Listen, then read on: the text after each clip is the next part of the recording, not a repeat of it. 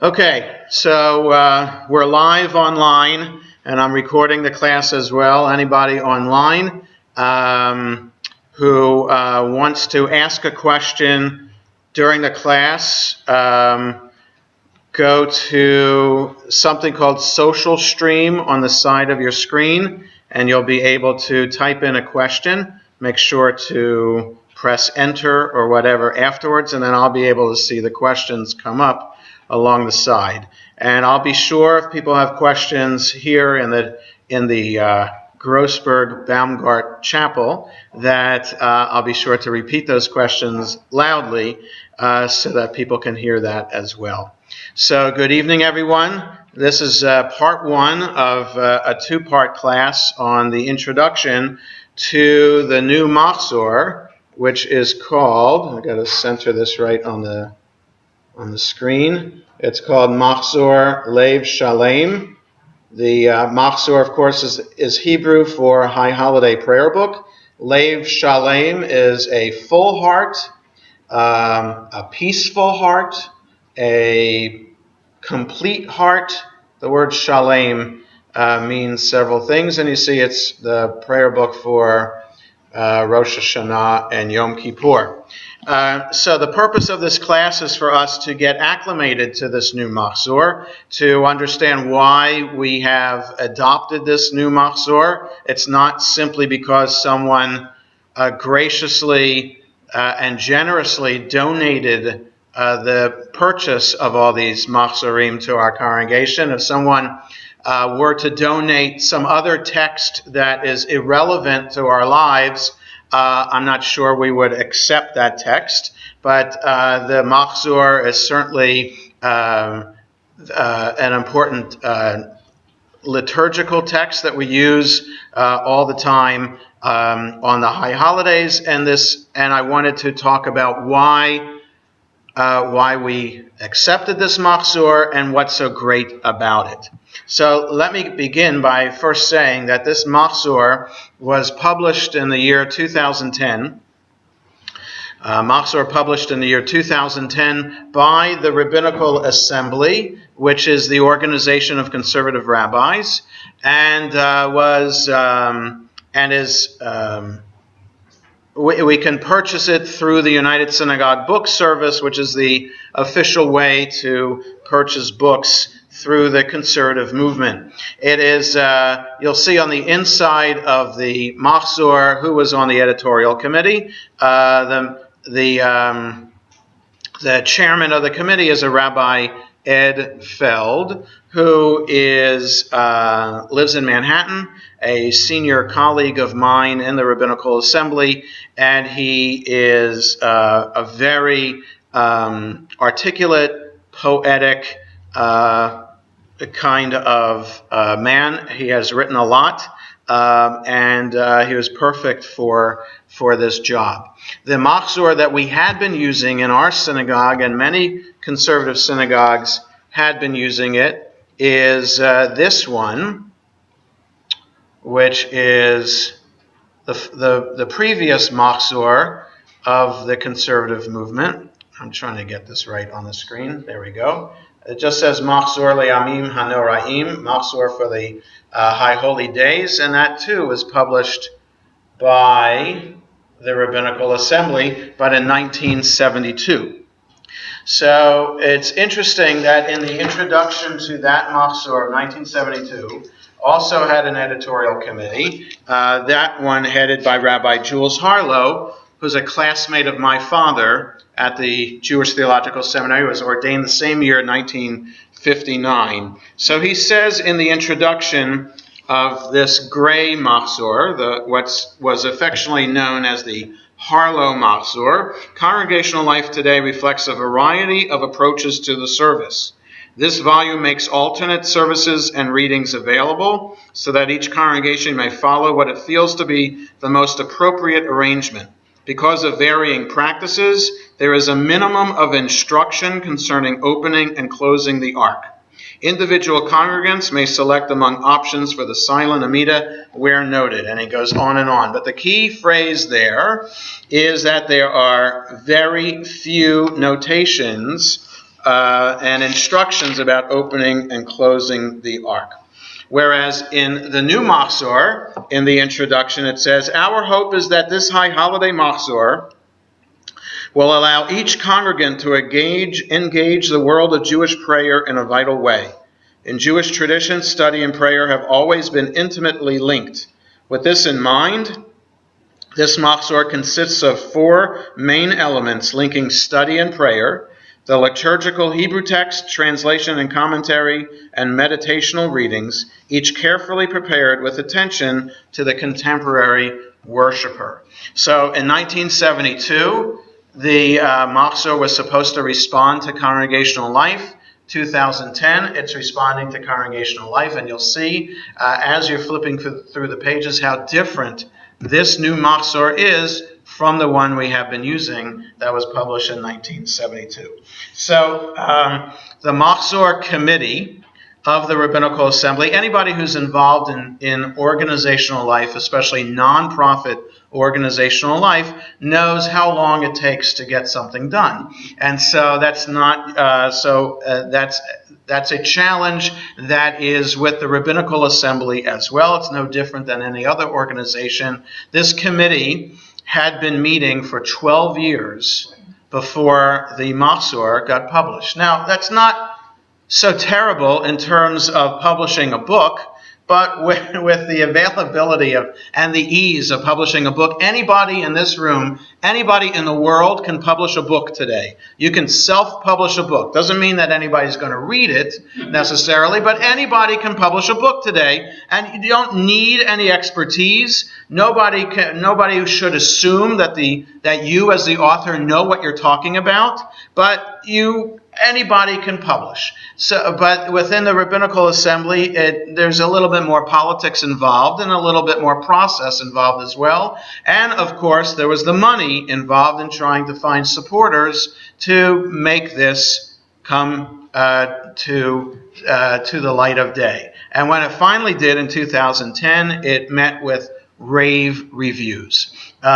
Because, and this is what we're going to, let's start by just looking at any page. So I turn to page 34 as an example. So page 34, and let's see if people can see this on the computer. You see what a typical page looks like.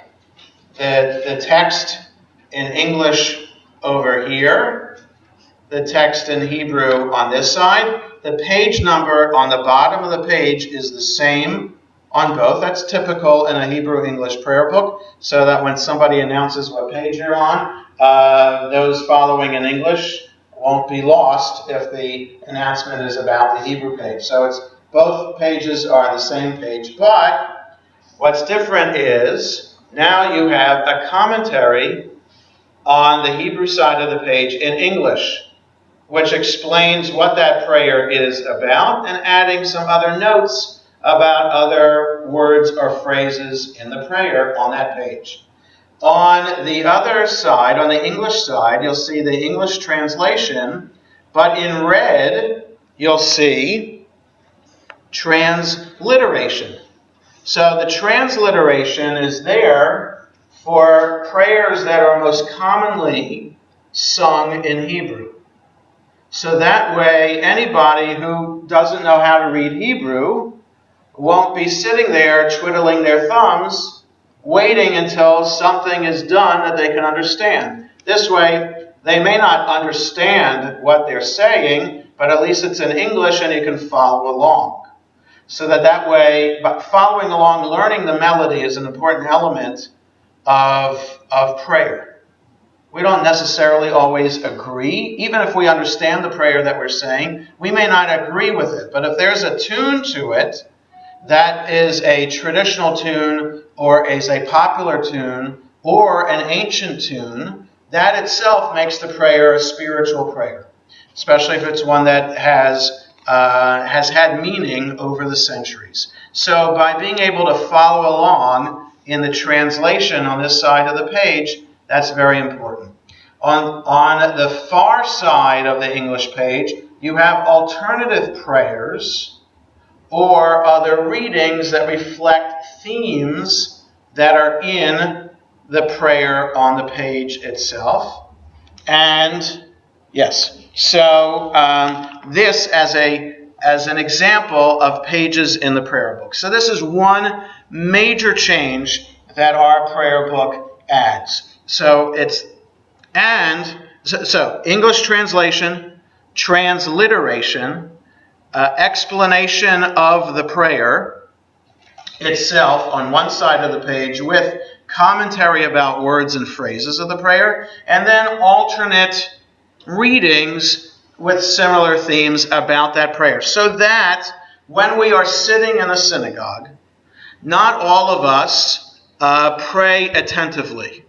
Okay, and I'll be the first to admit that I don't pray attentively myself because, especially on the high holidays, I'm thinking about the next page. I'm thinking about whether the choir is going to be singing or not. I have to look at my notes that I wrote into my Machzor. I'm thinking about if there's an ark opening, whether our usher, Dennis Kay, has prepared the person to be coming up onto the bima to open the ark, and if he hasn't, whether he knows that he has to do that now. So there are lots of things that are going on in my mind about the Machzor, only one of which is making sure that I pray the words on the page. So everybody else coming into the service to pray may be coming to pray, may be coming to catch up with old friends and family that they haven't seen in a while, maybe taking a look around the room, see who's wearing what, and see how much people have changed in the past year, right? I'm doing that from the Bima too. Oh, there's so-and-so. Oh, I haven't seen that person in a while. They look pretty good, or maybe they don't look pretty good, and hopefully I'm making a note to be able to call them after the holiday to see how they're doing, and it's good to see them in shul. So that kind of thing. And if it's a melody that we're familiar with, we'll catch up and sing along to that melody. But our Machzor now, as opposed to the previous Machzor, gives us options of what to do as the service is going along. So we have the option of following along in the translation, which is a modern English translation, looking at the commentary to see if there's anything interesting in that commentary. So those of us who are history majors, those of us who are interested in Judaism as a cultural heritage, will be interested in that commentary just to see what the origin of this prayer is, how long it's been in the Machzor, and the meaning of that prayer, why that prayer is there and written in that particular way. And then also, some pages will also have directions of what to do. We rise here. We bend the knee here. So let me show you an example of a bend the knee direction. So if we go to the Amida, just a second, take me a couple of pages to get there.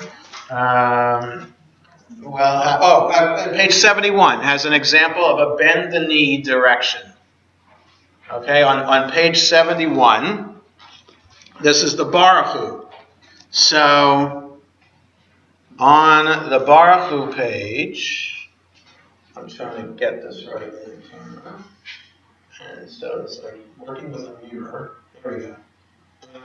You see this funny little squiggle mark on the second line of the page in the Hebrew. That funny squiggle mark, it's also there on the English side. Okay? So that squiggle mark is supposed to be a stick figure. If you use your imagination, it's a stick figure of a person sideways. Okay? So a side view of a person bending. Okay? So the loop part is the head, and the stick part is the legs, and the head and the body. So if you have that squiggle mark, that means you're supposed to be standing and bending for that line. Okay? Another mark that we have in the Machzor on the next page, as an example, on page 72, this is for the person leading the service in Hebrew. Page 72, you'll see on the second line from the bottom, an arrowhead. Okay, you see that? Or a triangle. Sideways, I call it a sideways triangle. A triangle is a triangle no matter which side you. It's Except a triangle. The the point. Except the face is on the right hand side. Yes, that's right, exactly. So it's pointing to that. So there's an indentation. You have the triangle there at the start of the line. That means the person leading the service in Hebrew or chanting the service starts chanting there. So that's our weekday prayer book has that, but a box or a square there as a notation. Here in the Machzor, it's a triangle. But at least it's a note there to see, okay, if I'm following along in the service, I know nothing about leading a service.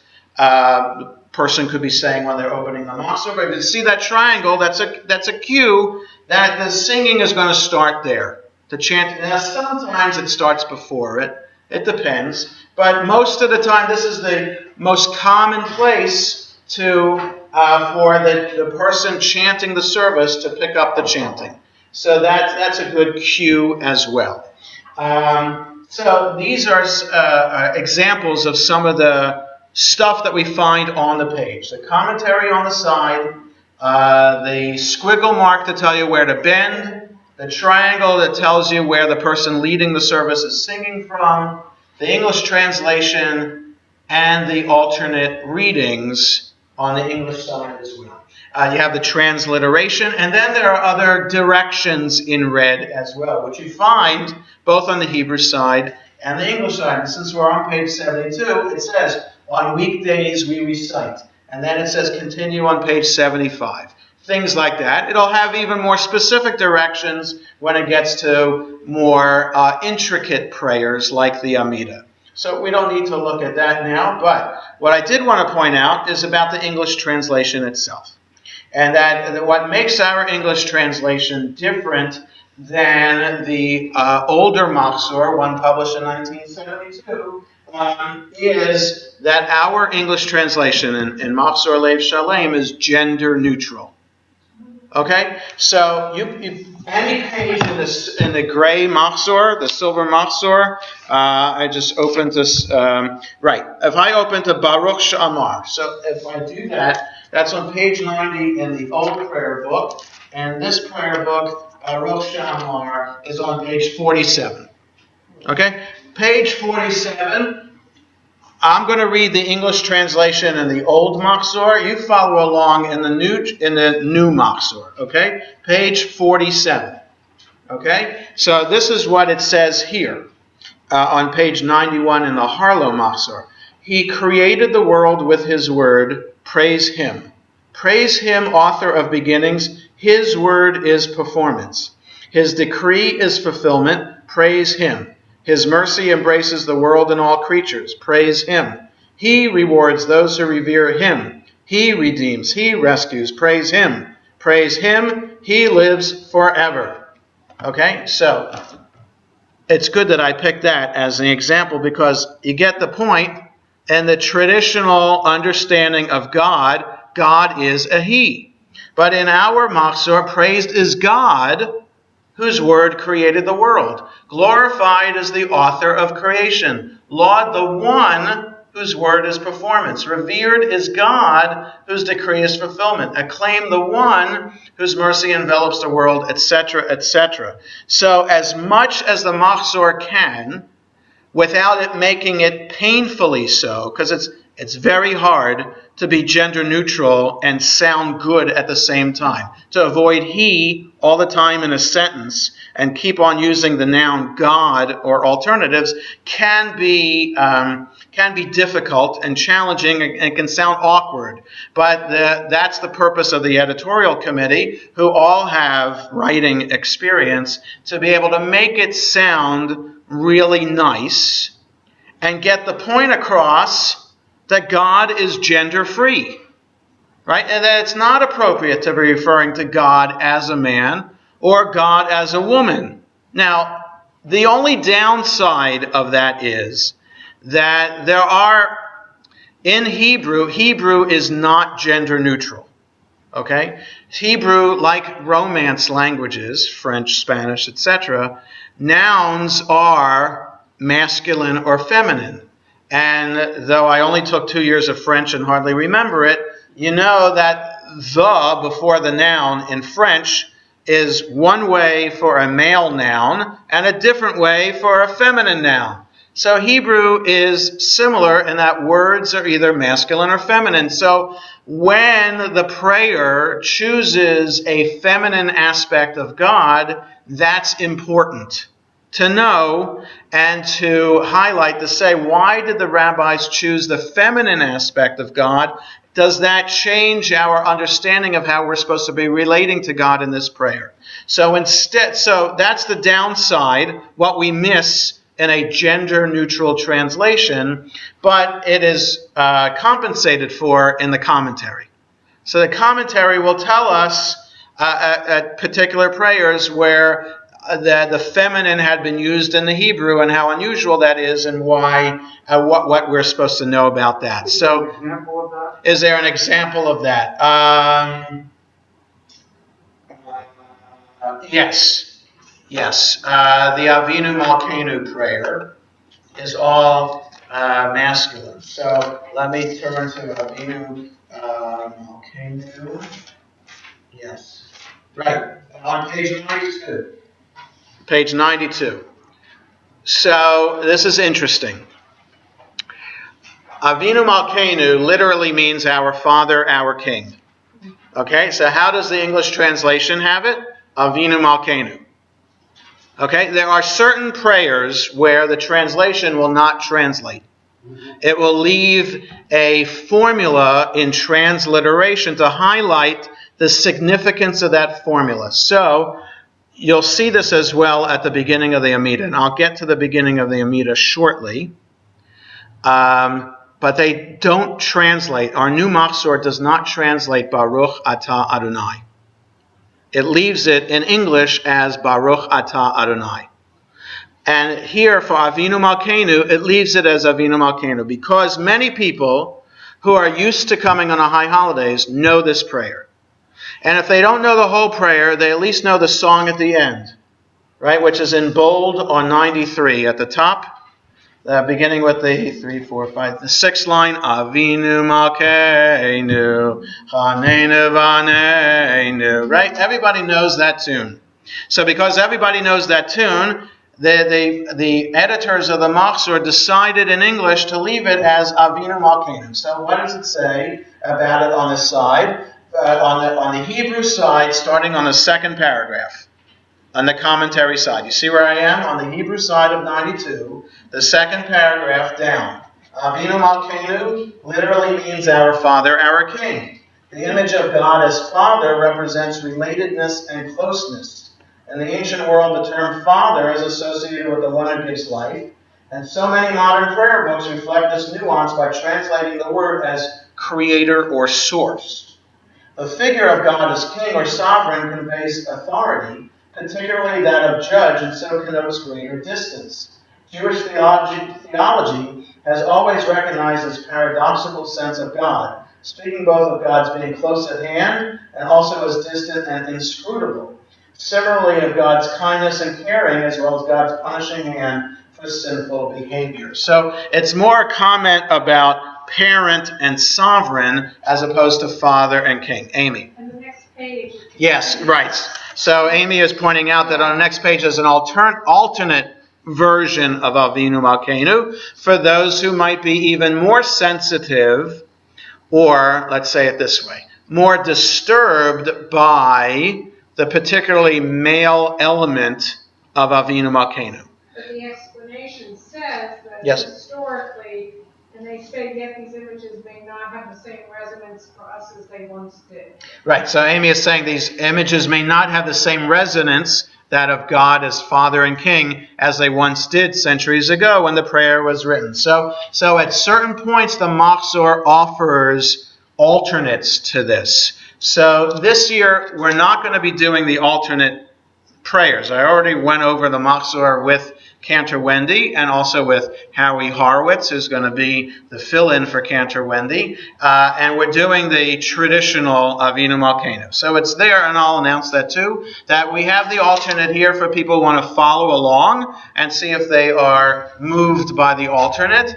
And we'll talk about Avinu Malkeinu next time, and more specifically because there's even a change in what this new Machzor does with the prayer itself from the gray Machzor that we've been using the past many years. Okay, so that's about English translation and gender neutral. I also want to, Sid, you have a question? I noticed in the Hebrew, so we don't want exclamation. Yeah. So. Yes. I've never seen that. Right. So Sid is asking about the exclamation point that is after the phrase Avinu Malkeinu. So I'm trying to get this.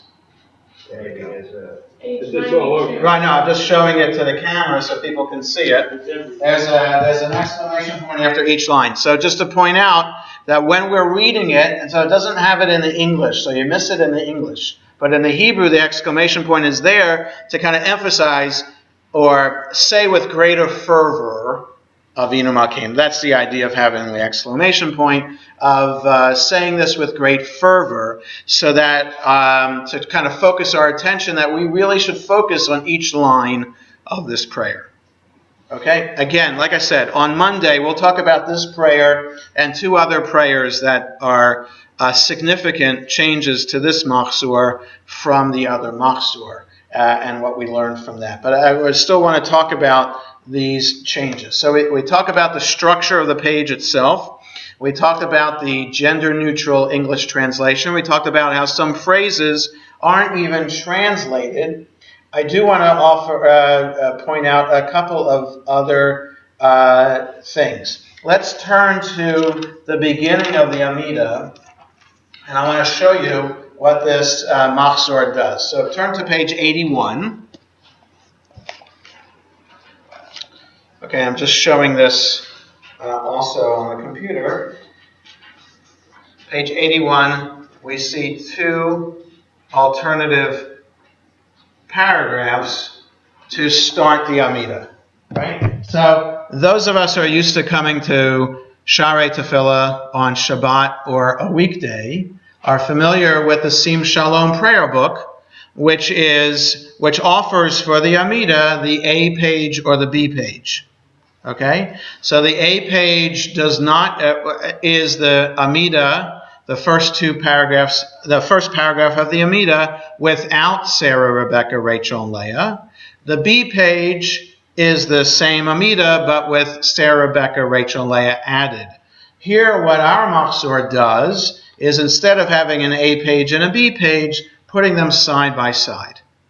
Okay, so that when we're davening, I already talked to Cantor Wendy and to Howie about this, that we're going to be doing the left side of the Hebrew page, the one that has the and Rhea Sears too, who's doing Shacharit, that the morning service, that we're doing the left-hand page side of the page that has Sarah, Rebecca, Rachel, and Leah. But there's an interesting addition to the left-hand paragraph. You see a word there in brackets, right? What is that word in brackets, the first one? Mother. Imotenu, and our mothers, right? So in other words, so I'm doing it with the Shabbat tune, not the Rosh Hashanah tune. Baruch atah Adonai, page 81. Page 81. Baruch atah Adonai Eloheinu v'Elokei Avotenu, and then it has Imotenu, and our mothers. So it would have to be, if we did Imotenu, Eloheinu v'Elokei Avotenu v'Imotenu. Okay, so in other words, what? And then further down in the paragraph, there's another bracket. So Elohei Avraham, Elohei Yitzchak, Elohei Yaakov, Elohei Sarah, Elohei Rivka, Elohei Rachel, Elohei Leah, Ha'el Hagadol, Hagibor Banara, El Elyon, Gomel Chasadim Tovim U'Kanei Hakol, V'Zocher Chastei Avot.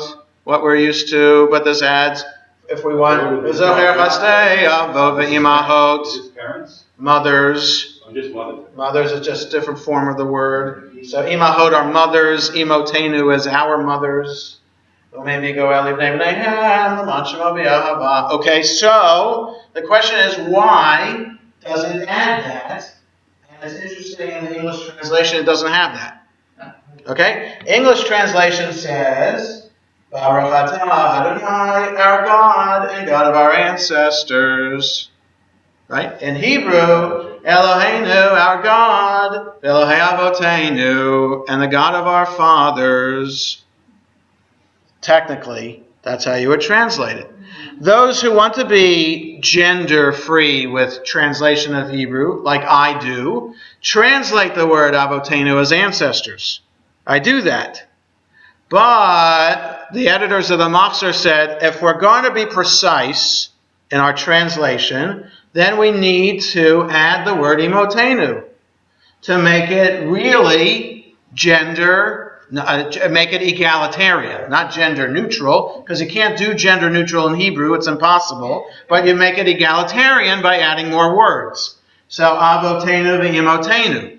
So it makes it even more awkward to sing it. And I told all the people leading the service, it's up to you if you want to add the Imotenu or the Imahot. That's up to you. You practice it whatever way you practice, and you could do it any way you want. So that's what I said to Ria. That's what I said to Cantor Wendy. That's what I said to Howie. All right, but they're all doing the egalitarian side, but then to add the Imotenu and the Imahot, that's what they added in bracket to make it truly an egalitarian paragraph. Okay? So, David. Does Avotenu really mean male ancestors, or does it mean... Avotenu literally means our fathers. Yeah, so David's asking, what does Avotenu mean? And does it literally mean ancestors? No, it doesn't. Oh, so that's an interesting point. So, so the non-egalitarian Hebrew paragraph in English is translated as our God and God of our ancestors. So that's an interesting point. It really shouldn't be. It should be translated our God and God of our fathers on purpose so that the egalitarian paragraph should be our God and God of our ancestors. Right, so that's an interesting point, something we should write to the editors of the Machzor to say, you should, if you're keeping the distinction in the Hebrew, you should point out the distinction in the English. Right, because an English reader would say, what do I need the egalitarian paragraph for when I have ancestors? Oh, maybe I need it because I'm only mentioning Abraham, Isaac, and Jacob.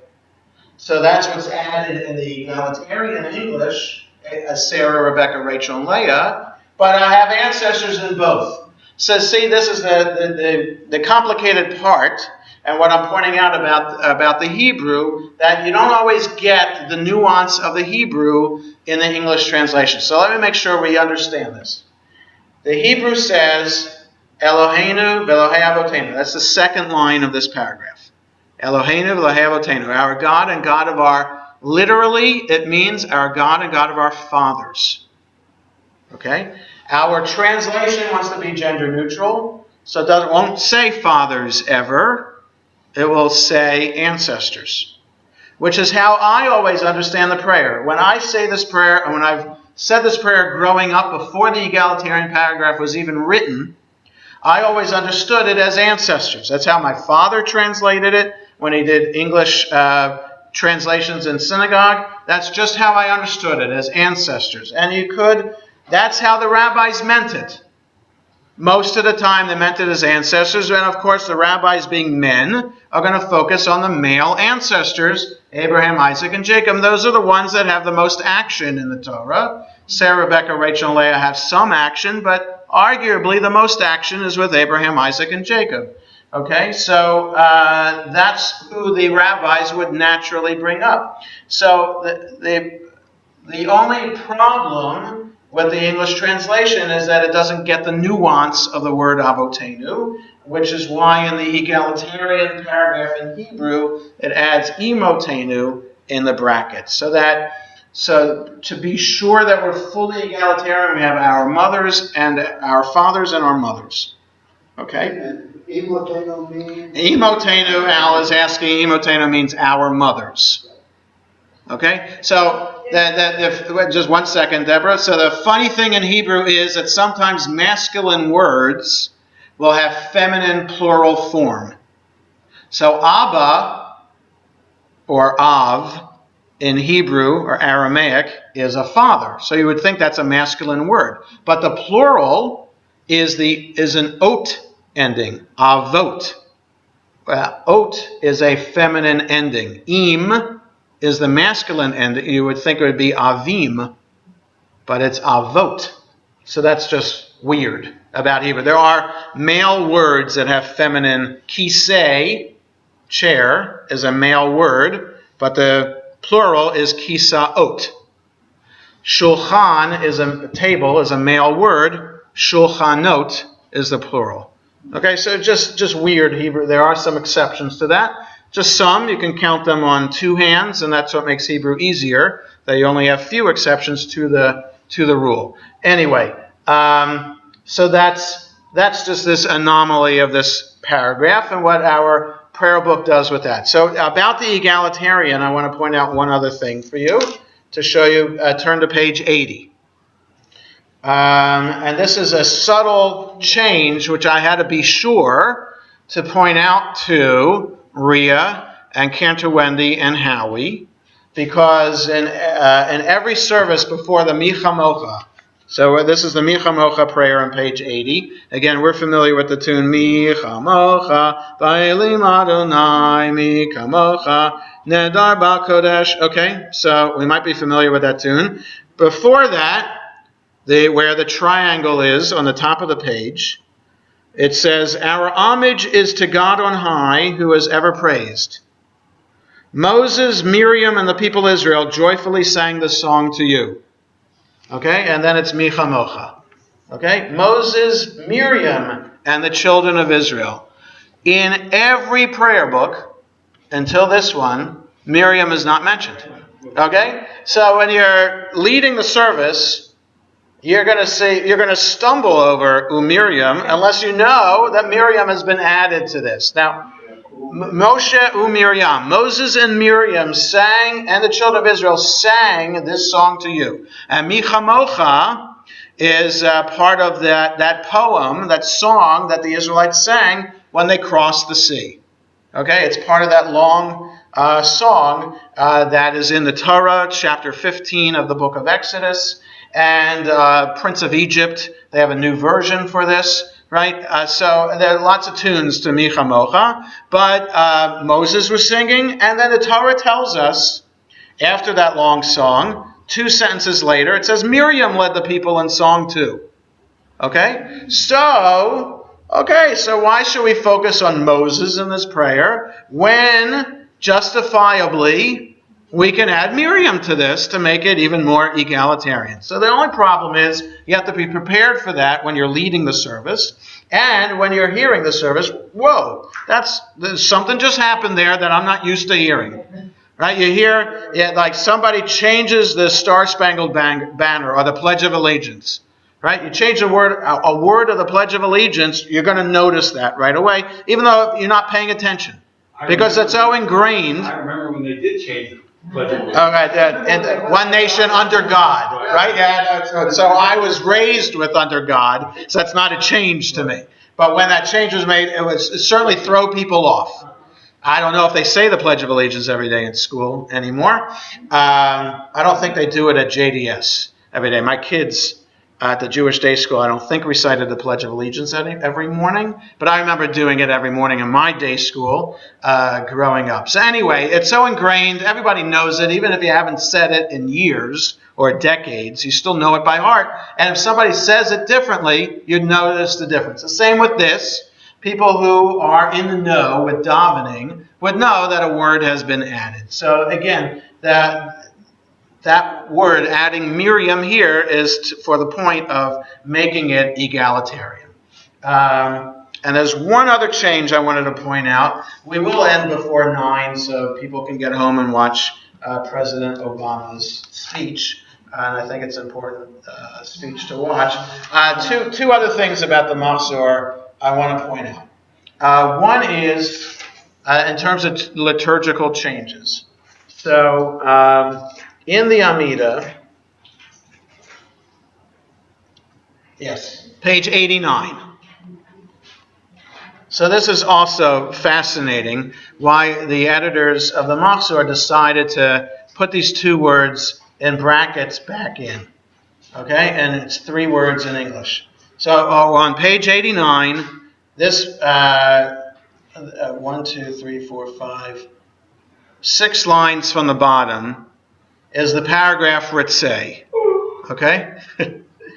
I agree, Amy. So the paragraph Ritzay is the beginning of the concluding prayers of the Amidah. So every day of the year, 3 times a day, every Amidah has this paragraph in it. Okay, so the Amidah is a direct substitute for the sacrifices that were offered in the temple. There was a regular morning sacrifice, so that's why we have the morning service, and the Amidah in the morning service is a direct substitute for that morning sacrifice. Same with the afternoon service. The evening service, the fire was kept burning. The fire was kept burning on the altar all night. That's why we have an evening service. And the Amidah reminds us of that as well. So the Amidah is all about, just as a sacrifice, the purpose of the sacrifice was to strengthen our connection with God. The purpose of the sacrifice might be to ask God to fulfill a request. The sacrifice could also be to thank God for something in our lives. So that's how the Amidah is structured. 3 times a day, 365 days a year. Okay? So the request that we have on Rosh Hashanah and Shabbat and holidays is not as lengthy as the requests we have during the week. During the week we have 13 requests that we're asking for. On Shabbat and holidays it's 1. That the gift of the holiday always be acceptable to us as the people, and that our observance of it should make God happy. Basically, that's what we're saying in the middle paragraph on Shabbat and holidays and Rosh Hashanah. And then we conclude beginning with this Ritzay paragraph, in which we're asking God to accept these prayers. So it says in the English, Adonai, our God, embrace your people Israel and their prayer. Right? We have just prayed the Amidah. Please accept this. And then we're thinking, because the Amidah is a substitute for sacrifices, and now goes on, restore worship to your sanctuary. Ignore the bracket for a second, may the prayers of the people of Israel be lovingly accepted by you, and may our service always be pleasing. Okay? That's how that paragraph has been written in prayer books in conservative synagogues since 1946.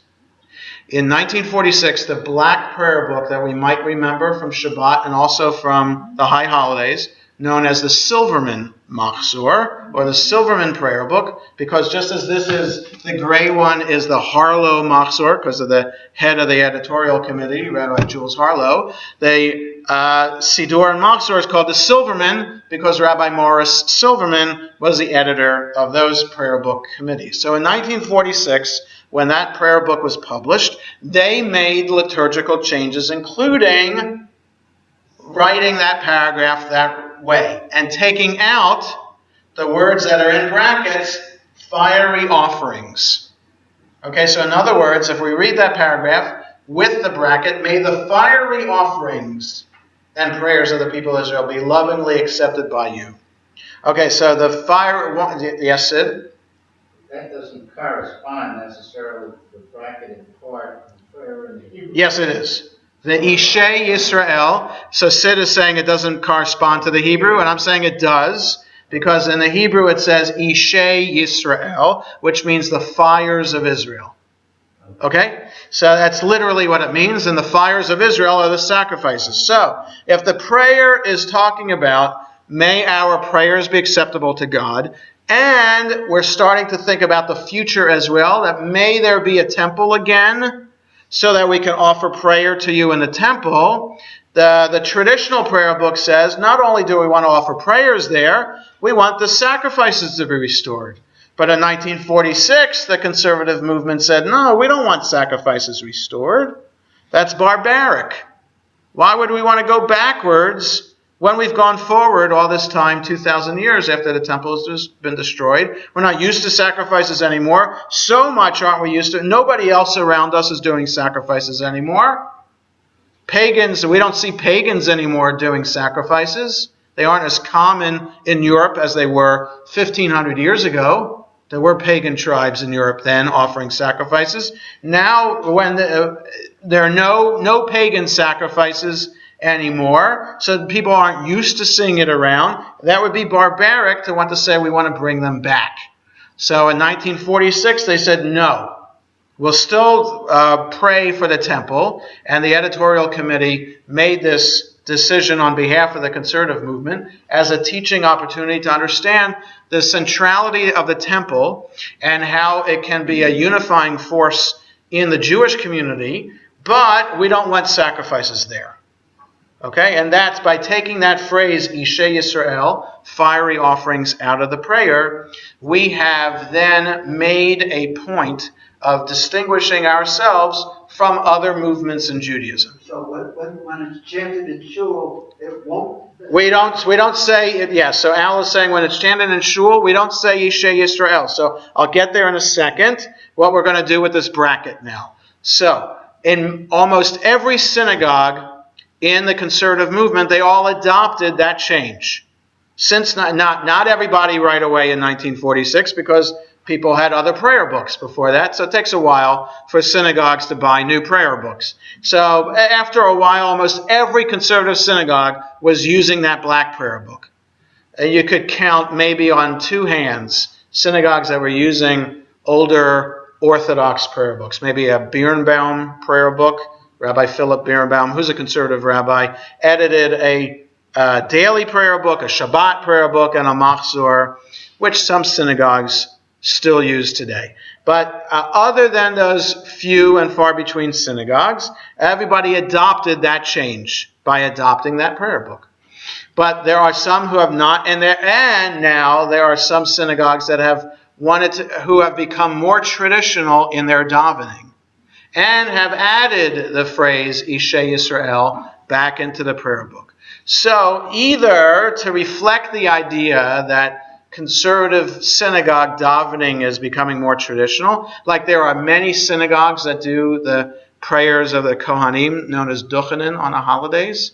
You know, when I came here as the rabbi 20 years ago, this was the first time that I'd ever seen Duchanin being done.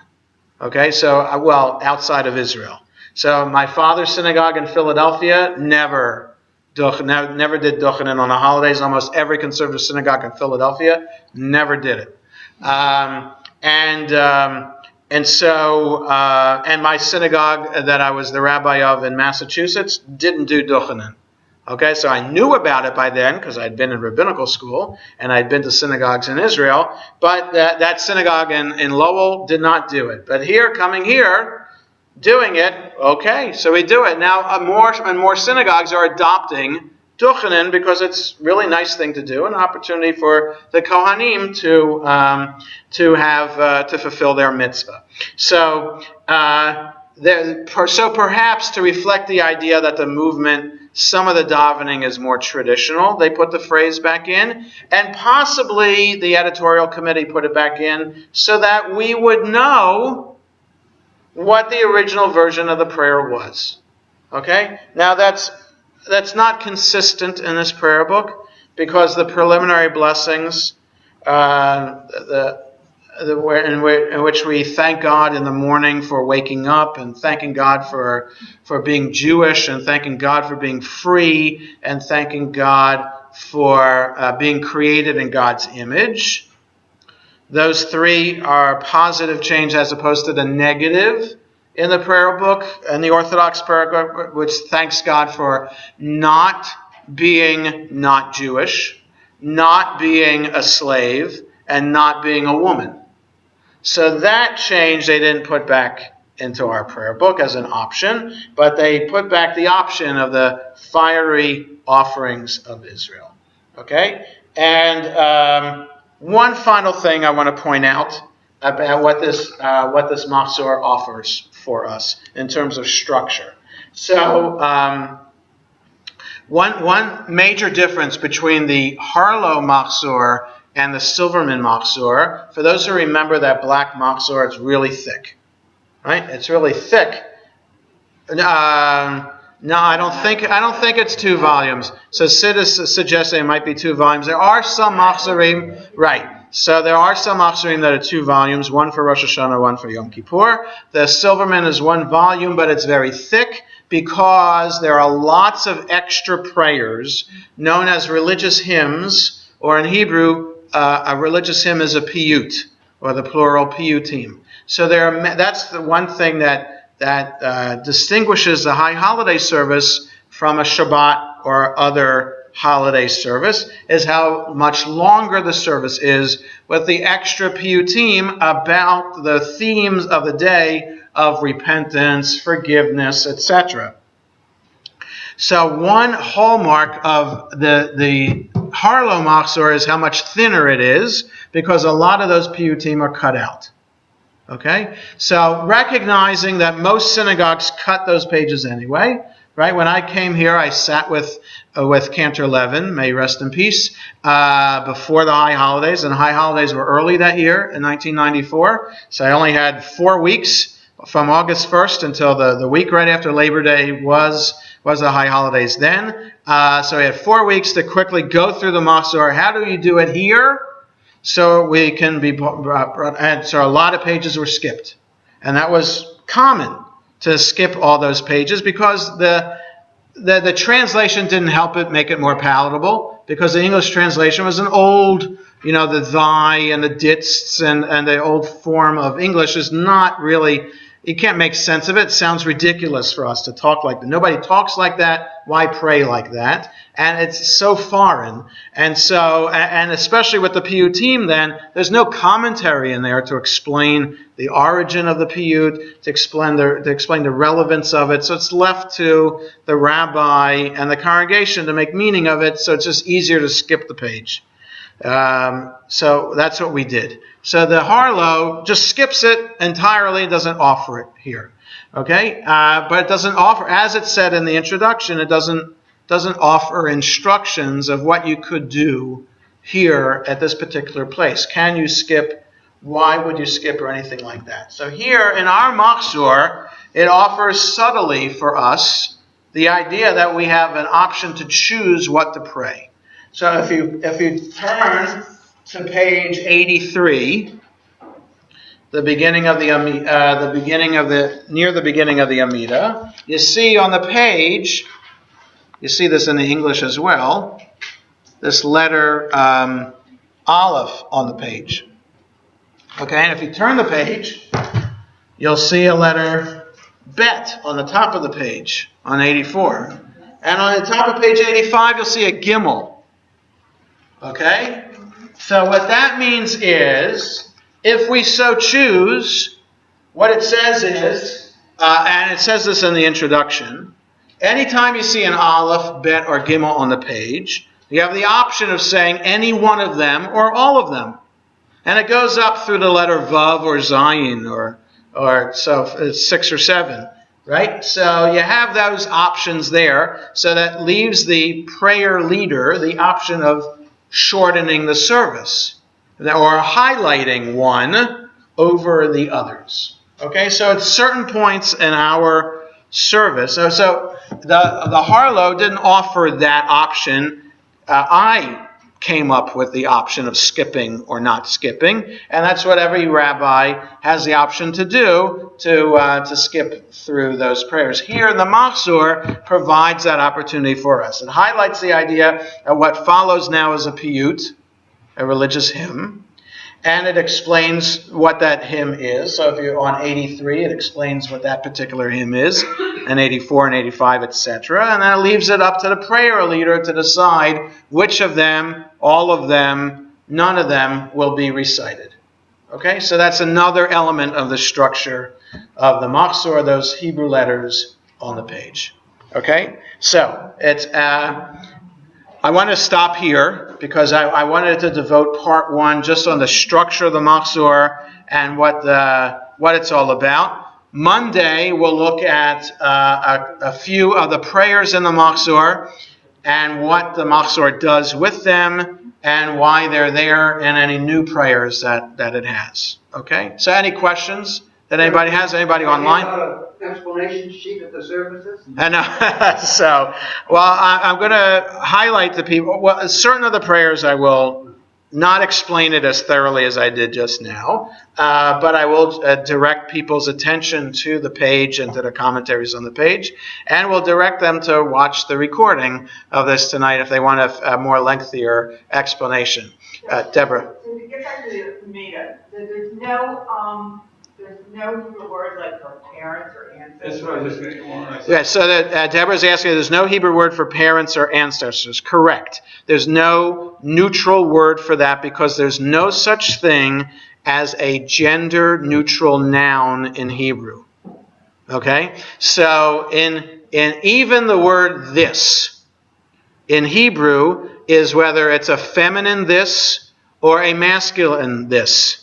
Okay? So there's just no such thing. There's no idea of there being no gender to anything in Hebrew. So parents, the word parents, there is a word for parents, but it's a masculine word. Horim. Okay? Horim are parents. But there's no word for ancestors. It would be avot. So always when you're talking about a group of people, if there's one man in a group of people, you use the masculine form of the word. So it's interesting about the history of language and the development of language that in Hebrew and in all Semitic languages it works that way, that it's a male-dominant language. Okay? So it doesn't mean that there aren't feminine words, and it doesn't mean there aren't feminine aspects to God that we like Shekhinah. The Shekhinah is this God's presence, the cloud that hovers over the Mishkan, over the portable sanctuary. Shekhinah is a feminine word. And in that paragraph after the Ritzei that has the fiery offerings in it, the paragraph after that, we're addressing God in the feminine, the you feminine. So there are feminine things and aspects of God that are in the prayer book, but it's generally a male-dominated language. So that's what the English has to overcome. Because we're used to, in English, the opportunity for gender-free words, and also politically, in our society, we tend to think that we are an egalitarian society. So Hebrew is not an egalitarian language. The challenge of the Machzor for an egalitarian religious movement such as conservative Judaism to make the prayers reflect the egalitarian nature of Judaism is a challenge. Okay, so I think the prayer book has done marvelously in the translation. And as you'll see over the high holidays, as you're using the English, I think you'll be very moved by the English. Even better, even the Harlow's English is poetic and beautiful, but all the he's are great on you after a while, right? Throw in a she every now and then you'd want to say. And I would change, if I read something in English out loud, I would make it gender neutral on purpose. So you might have noticed that when I do the English, right? But now I don't have to do that because the Machzor does it for us. And that's an important religious point that the Machzor makes for us. Any other questions? Okay, so thank you very much, and look forward to the class on Monday.